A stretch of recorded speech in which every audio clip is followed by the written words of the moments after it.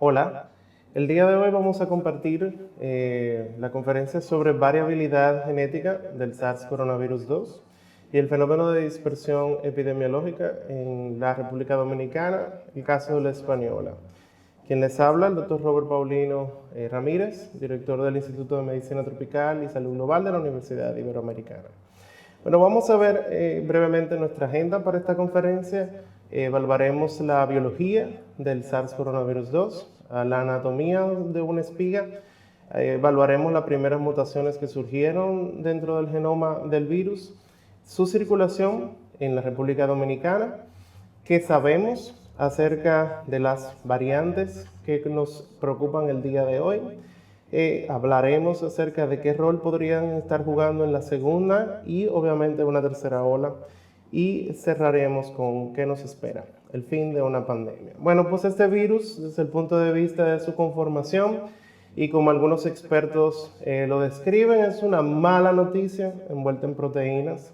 Esa mala noticia envuelta en proteínas tiene una estructura de una glicoproteína de espiga con dos subunidades, la subunidad 1 y la subunidad 2, y la proteína M, además de una cadena de ARN de cadena simple, que es bastante simple, tal cual su nombre lo grafica, y una proteína E de envoltura. Es decir, está compuesto este genoma por unas 30.000 pares de bases que están estructuradas de acuerdo a la estructura natural del ARN.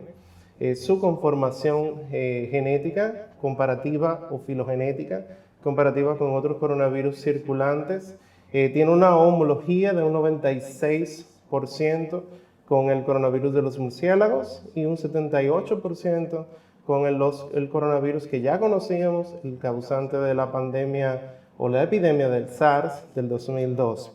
Esta información nos permite a nosotros ubicar los coronavirus, el coronavirus 2 o el novel coronavirus, como se le llamaba al principio de la pandemia en el 2019, en una región beta, la clasificación de los beta coronavirus. Y esa estructura, cuando la comparamos con los genomas de los demás coronavirus, pues es diferente. Por esa razón se especializó y se clasificó como un nuevo miembro de la familia Coronaviridae. Esta estructura, y por eso puntualizo el elemento fundamental de su estructura, que tiene que ver con la espiga. Su espiga es una de las regiones más altamente volátiles desde el punto de vista de cambios estructurales y mutaciones que puedan conferir algún tipo de resistencia, ya sea primaria o sea secundaria. En este caso, esta estructura, la anatomía de la misma, como mencionaba, tiene dos subunidades, la subunidad 1 y la subunidad 2. De hecho, la subunidad 1 es aquella que utilizamos en el diagnóstico diariamente de la identificación de anticuerpos por infección, mas no necesariamente es útil para la identificación de anticuerpos específicos generados posterior al proceso de vacunación. Esta estructura de la espiga tiene una región altamente modificable que le permite enlazarse con los receptores AC2. Esos receptores AC2 son fundamentales para la entrada del material genético dentro de la estructura de las células que los expresan. Y justamente en esa misma espiga es donde ocurre el primer grupo de mutaciones que nos llamaron la atención. Esta mutación, la D614G, se conformó justamente en el grupo o en la variante B1. La variante B1 es una derivación genética de la variante A. Representa el primer tipo salvaje, wild type, del virus identificado en la ciudad de Wuhan, en China, y es el que nosotros utilizamos como parámetro de comparación para poder identificar la tasa de mutaciones y la variabilidad genética que ocurre en la estructura genética del virus a través de los meses y a través del proceso de replicación constante.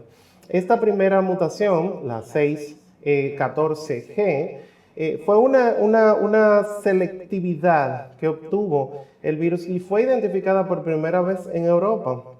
De hecho, aproximadamente a principios de febrero se pudo identificar una alta variabilidad de patrones de circulación del SARS coronavirus 2 en algunos países de Europa, fundamentalmente Italia, y luego, a través de los meses, por un efecto de desplazamiento genético, que es como se le llama a este fenómeno en el que una variante es desplazada casi en su totalidad de otras variantes de nueva introducción, pues entonces permitió que la mayoría de los virus que estaban circulando en Europa para ese momento, pues entonces tuvieran la característica de esta mutación. De hecho, este fue justamente el fenómeno fundador o el efecto fundador que ocurrió en nuestro continente posteriormente.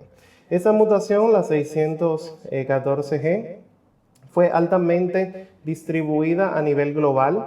De hecho, en pocas semanas representó más del 80% de todos los casos que eran reportados diariamente, principalmente en Europa. Esa mutación tenía como caracterización aumentar la capacidad de infectividad y obviamente esa capacidad de infectividad iba a producir efectos de transmisibilidad mayor que permitían que el virus desde el punto de vista de la selección natural fuera seleccionado y por lo tanto pudiese provocar replicaciones mayores en los brotes nuevos que estaban ocurriendo a nivel global.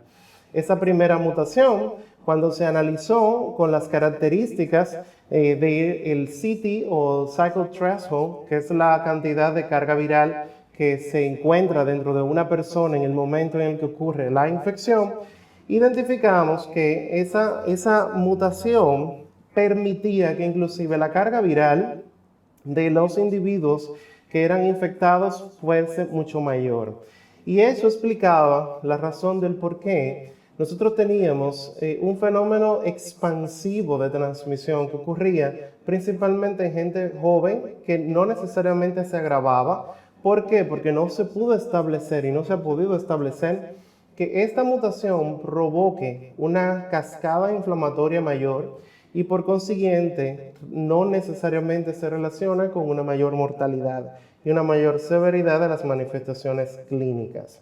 En un análisis que realizamos en la Universidad Iberoamericana, en el Instituto de Medicina Tropical y Salud Global, encontramos que todas las muestras que habíamos identificado en la República Dominicana en el momento de la introducción de casos, pues todas tuvieron la misma mutación presente. Es decir, que sin importar el diferente subtipo que se estuviese encontrando o variante, pues todas tenían dentro de sí la misma mutación. Eso explicaba el por qué en algunas regiones donde fue introducido, fue identificado el virus por primera vez, este fue el mapa de los lugares que nosotros pudimos analizar, el Gran Santo Domingo, el Distrito Nacional y la provincia de Duarte, pues sus manifestaciones clínicas desde el punto de vista de la diseminación fuera masivo, por una onda de expansión. Desde el punto de vista filogenético, pertenecían muestras que analizamos a dos clusters, a dos clados, que es la clasificación que normalmente utilizamos en virología, pertenecientes al subtipo o variante B1 y la variante A3, que en el día de hoy, de hecho, en los análisis filogenéticos que se han continuado realizando a nivel global, ha ido desapareciendo. Por alguna razón, el efecto de desplazamiento que ha tenido una variante sobre otra o unas variantes sobre otras, pues entonces ha permitido que se seleccionen algunos de los subtipos y sean la mayoría en el proceso de transmisibilidad. Eso tuvo, y es una pregunta que nos hicimos en un artículo publicado en la revista de la Sociedad Americana de Medicina Tropical, si eso realmente pudo haber tenido algún impacto, y si pudiésemos tal vez establecer qué tipo de impacto, tanto positivo o de dispersión, pudo haber tenido la presencia de estas variantes en la República Dominicana. Bueno, pues analizamos muestras de identificación de anticuerpos específicos para la infección en los meses de abril, mayo y junio del 2020 y encontramos que, por ejemplo, en provincias como la provincia de Duarte, el porcentaje de la población que tenía anticuerpos, en ese momento no teníamos vacuna, por lo tanto no podíamos hacer un análisis o eliminar el efecto de cross-matching o respuesta cruzada de anticuerpos. Por lo tanto, los anticuerpos que estaban circulando eran específicos neutralizantes para la infección. Fueron en la provincia de Duarte de un 19%. Quiere decir que para abril del 2020, el 19% de la población estudiada, que fue cerca de 4.997 muestras analizadas, pues todas tenían en un 19% anticuerpos ya neutralizantes para el SARS coronavirus 2. Eso es muy alto desde el punto de vista de la transmisibilidad y habla obviamente de la dinámica de transmisión. Una dinámica de transmisión explosiva, altamente contagiosa y obviamente la cadena consecuente de contactos que fueron bien documentados en un momento en la prensa local, pues obviamente responden el por qué en ese momento tenía una población tan alta un porcentaje tan significativo de anticuerpos circulantes. Contrario a esto, el Gran Santo Domingo, el Distrito Nacional, y obviamente esto por un efecto de densidad poblacional mayor, pues obviamente, y la dispersión de la misma población también por los números de contacto, pues era menos de un 3.4% la presencia de anticuerpos específicos. Esto y analizando bien la característica de cómo los virus van cambiando, y en este caso el SARS-2, estas características que son de tipo viral se deben fundamentalmente a una tasa de error de la polimerasa baja. Hay una de las proteínas, de hecho, la NSP14, que tiene algún tipo de corrección de exorribonucleasa. Es un proceso de corrección natural que los coronavirus tienen. Y es interesante porque no fue sino hasta finales del año pasado cuando empezamos a ver un mayor incremento en la variabilidad genética de los virus que estaban presentes a nivel global. También una alta tasa de replicación, que estas son características propias de los coronavirus.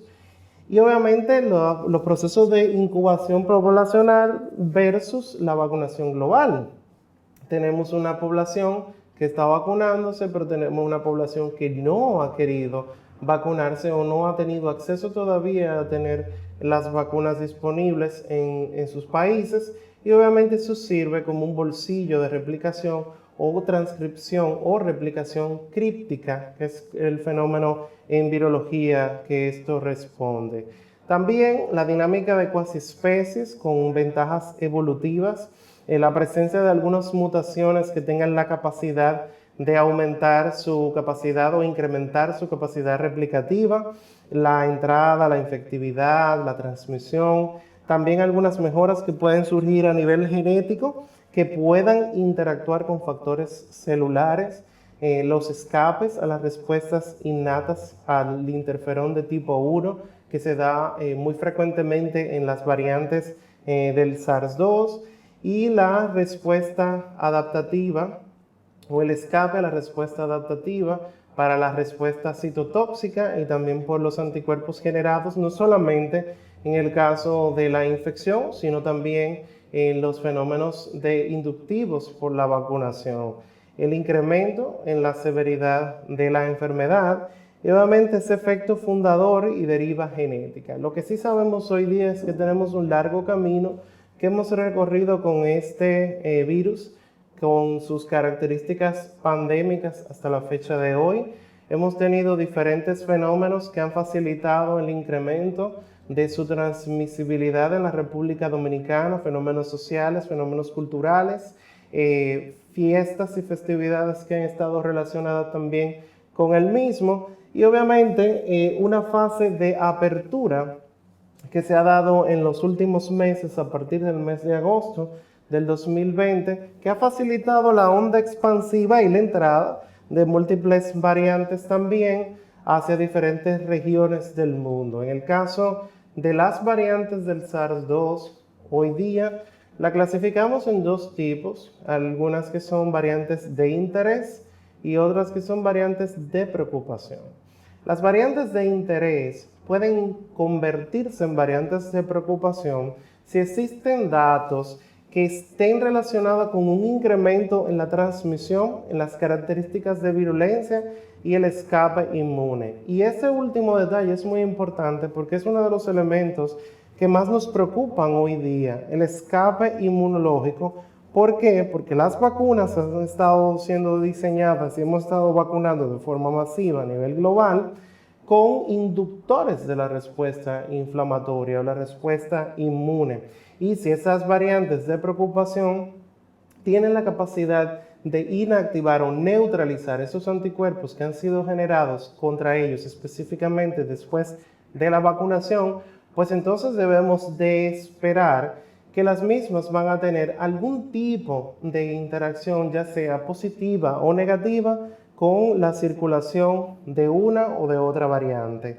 En la actualidad, desde la mutación que identificamos en la B1, la 614G, hemos podido ver cómo se ha ido cambiando su estructura y ya tenemos algunas que son variantes de preocupación como la variante alfa, la B117, la variante beta o la variante B1351 que fue identificada por primera vez en Sudáfrica, la P1 y la P2 que fueron identificadas en Brasil y más recientemente la razón de la picada o del inicio de una segunda ola en la India que es causada por la variante Delta.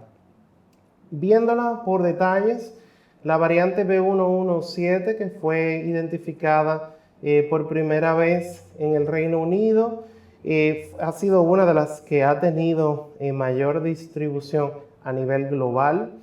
Sus características mutacionales coinciden con la presencia de la mutación E484K y también la mutación N501Y. Estas mutaciones han estado bien caracterizadas desde el punto de vista de su rol en el proceso de transmisibilidad. Hoy día, desde el punto de vista global, la mayoría de los países en este mapa que están coloreados de forma oscura tienen transmisión local. La República Dominicana también se agrega a este listado de países porque ya tenemos confirmación de que la misma ha estado presente en la República Dominicana desde finales del año pasado. La 351, que es la beta, ha tenido también una distribución muy limitada. De hecho, se ha circunscrito en su transmisión de importancia en el continente africano, en Sudáfrica. Y la variante P1 o gamma, que ha tenido mucho rol justamente en regiones de la Amazonía en Brasil y su interacción con algunas poblaciones desde el punto de vista de su severidad. De hecho, la P1 es una de las variantes que más nos preocupan en el continente americano porque ha sido relacionada justamente con un incremento en el proceso o en la severidad de las infecciones.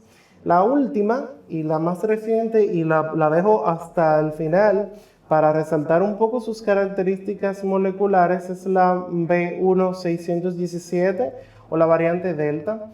Esta variante obviamente está clasificada dentro de las variantes de preocupación. Inicialmente estaba como una variante de interés, ya hace poco fue reclasificada para ser una variante de preocupación, y sea porque se ha encontrado que en pocas semanas su distribución global en la India, en el Reino Unido, ha empezado a sugerir, en el caso del Reino Unido, de una tercera ola causada por esta nueva variante. Y en el caso de la India, bueno, pues sabemos los resultados epidemiológicos que ha causado y el colapso de los sistemas de salud en estos últimos meses. ¿Qué ha pasado con esta variante? Igual que lo que pasa en el proceso de selección natural, un desplazamiento selectivo de una nueva variante contra las demás. Por ejemplo, en el Reino Unido, la variante B117 era la principal y ahora ha sido desplazada por la 617. Esta variante, obviamente, cuando la vemos desde el punto de vista de su estructura de la espiga, que es donde ocurren de nuevo la mayoría de las mutaciones, se le conoce como una mutación doble o una doble mutante. ¿Por qué? Porque además de tener las mutaciones que ya nosotros conocíamos, la 484K, esta variante también tiene en esa misma región la mutación 452R, y al igual que en el caso de la 484K y la Q, van a provocar un aumento en el proceso, en la tasa de transmisibilidad, que se puede explicar en este estudio en las concentraciones de partículas virales que están presentes, derivadas obviamente de la 617, y también, y es lo más preocupante, su capacidad de neutralización, su baja neutralización en suero y en pacientes que han tenido un proceso de vacunación con específicamente vacunas de ARN mensajero. ¿Qué nos queda pendiente en el caso de la 617? Primero es que no sabemos todavía si las vacunas de virus atenuado, debido a su amplitud en la generación de respuestas inmunológicas diversas, van a provocar algún tipo de protección o no se van a ver afectadas por la circulación de la variante Delta. Y obviamente analizar los casos de mortalidades que están ocurriendo principalmente en el nuevo foco de transmisión y de severidad del mundo, que es nuestro continente. El continente americano se ha convertido en las últimas semanas en el nuevo epicentro de la pandemia por segunda vez. Es nuestra segunda, y en el caso de la República Dominicana, una tercera ola. Tuvimos un fenómeno de dispersión y de transmisibilidad enorme en los meses de diciembre, enero y principios de febrero, que fueron controlados por las medidas restrictivas, y obviamente algunas de las intervenciones a nivel comunitario fueron realizadas por el Ministerio de Salud Pública. Sin embargo, estamos viendo de nuevo, ya en el mediado del 2021, un incremento en estos casos. Para febrero del 2021, nuestra universidad concluyó algunos de los estudios iniciales de identificación de variantes específicas a través de un sistema de PCR multiplex que nos permite caracterizar las muestras que son de tipo positivas o que ya tienen unas características o un diagnóstico positivo, permitir poder caracterizar el tipo de variantes que se pudiesen estar relacionadas o identificadas en algunos lugares de la República Dominicana. Estas informaciones fueron luego confirmadas por la DIGEPI, por la Dirección General de Epidemiología y nuestro Ministerio de Salud Pública en mayo, cuando se pudo caracterizar y secuenciar de forma más detallada las diferentes variantes en diferentes lugares de la República Dominicana, identificando que tanto la B117 y la P1, como habíamos confirmado en los estudios de febrero de este año, pues estaban presentes, y también en una muy alta proporción las variantes 575 y 526.1.